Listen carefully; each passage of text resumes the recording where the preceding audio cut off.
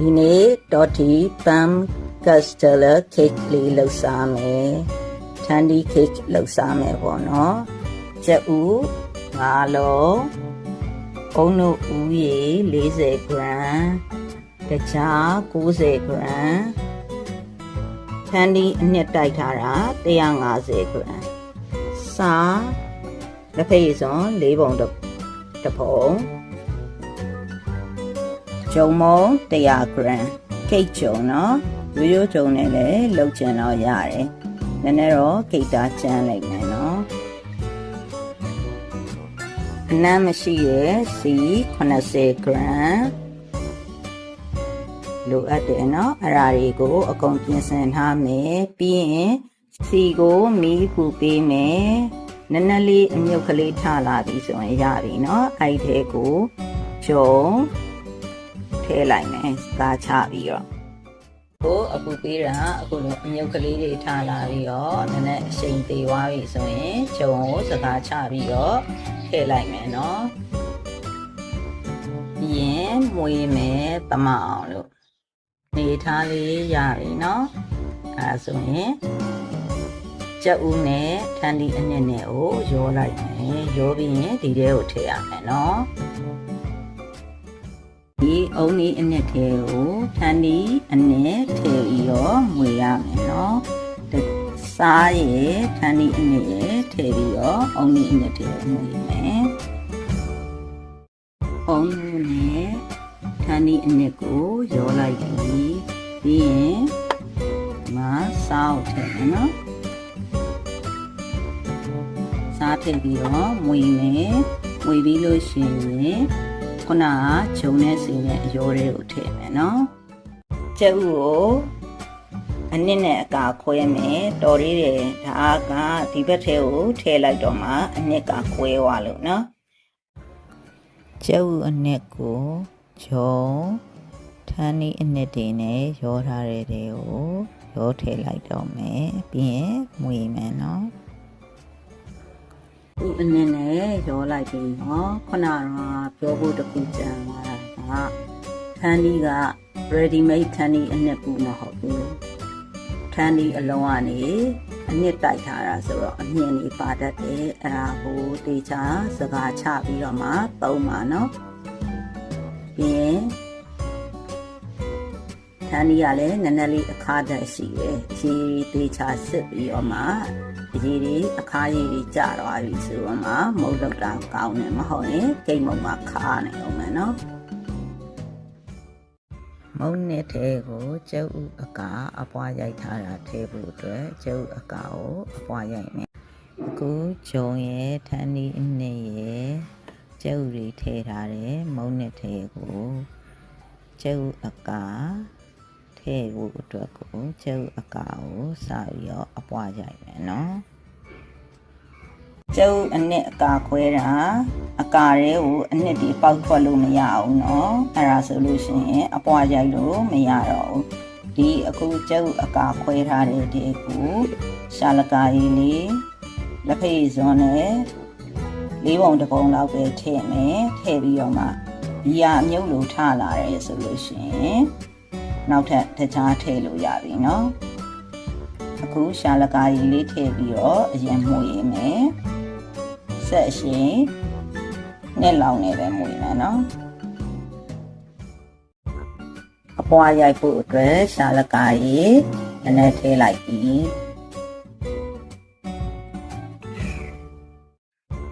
အခုဆိုရင်ကျုပ်အပွားစားရိုက်မယ်เนาะ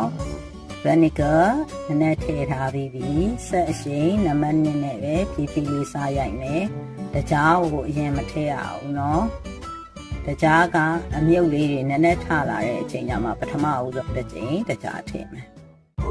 ဒီလိုအမြုပ်ကလေးတွေထလာပြီလို့ဆိုရင်တကြားပထမဦးဆုံးအချိန်ထည့်ပြရပြီเนาะ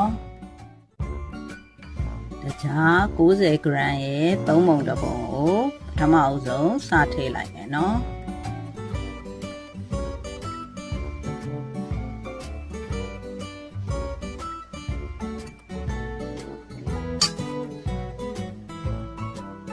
3ပုံတစ်ပုံဆိုတော့30 gram ပေါ့ပထမတစ်ချိန်ထည့်မယ် တန်းနဲ့ရရင်နဲ့အမြုပ်ကလေးတွေကအခုဆိုရင်တော်တော်လေးညှက်လာပြီเนาะအခုရောင်လေးတန်းလာပြီအခုဆိုရင်ဒုတိယအကြိမ်စထည့်လို့ရပါပြီအကျဉ်တရားထပ်ထည့်ပါမယ်နောက်ထပ်3ပုံတစ်ပုံထည့်မယ်30 gram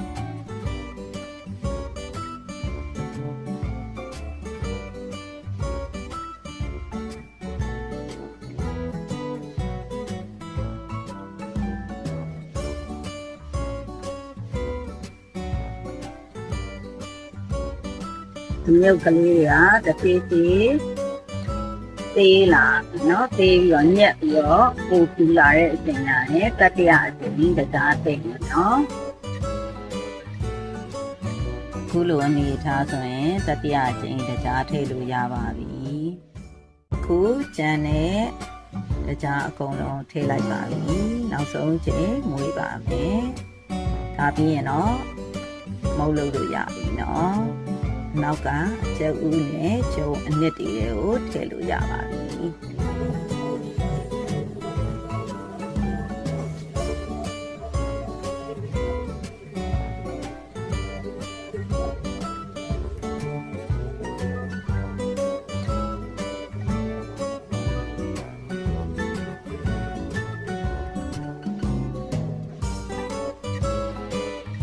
ခုဆိုရင်ရလာပြီเนาะခဏဆက်ရက်ပြီးတော့ကြည့်မယ်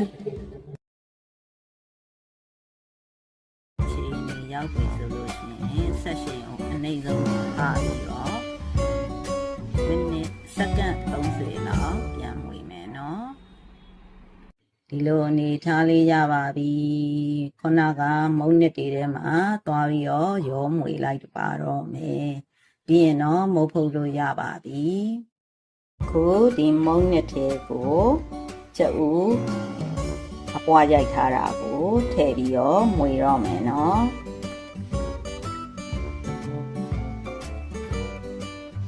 အကုန်လုံးကိုတခါတည်းရောပြီးတော့မမွေရအောင်เนาะ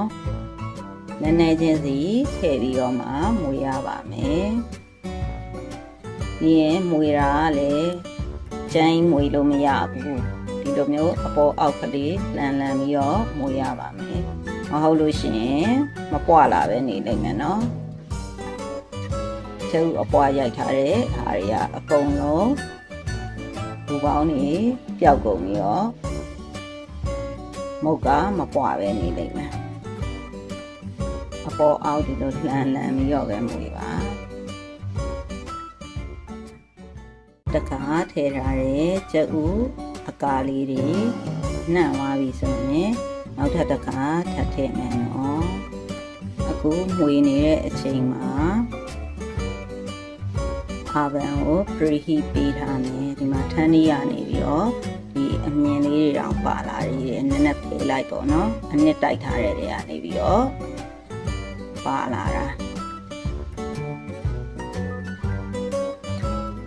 ထပ်ထည့်ပြီးတော့မွေမယ်ရေးပေးခြင်းအခု oven ကို preheat ပေးထားပါတယ်150 degree centigrade နဲ့ပါအခုဆိုရင်မုတ်ဖုံးမဲ့ခွက်ထဲကိုထည့်ပြီးတော့ဖုတ်လို့ရပါပြီအခုကလေးကထန်းဒီနံလေးကမှုေးနေတာပဲ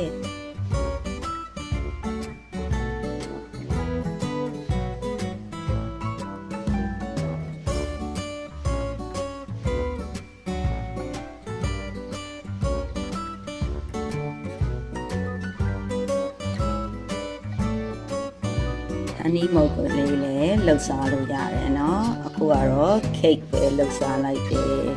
နောက်တစ်ခါကျမှထန်းနီးမုတ်တုံးလေးပါတင်ပေးမယ်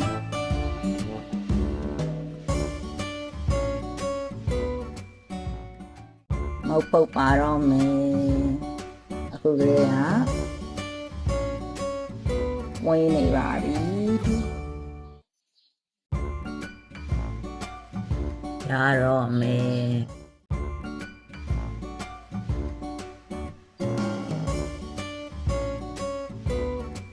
အကြောင်လေးကချစ်စရာလေးနော်ဝါဝါဝင်းဝင်းလေးဒါ original color ပါဘာမှလည်းမရောထားပါဘူး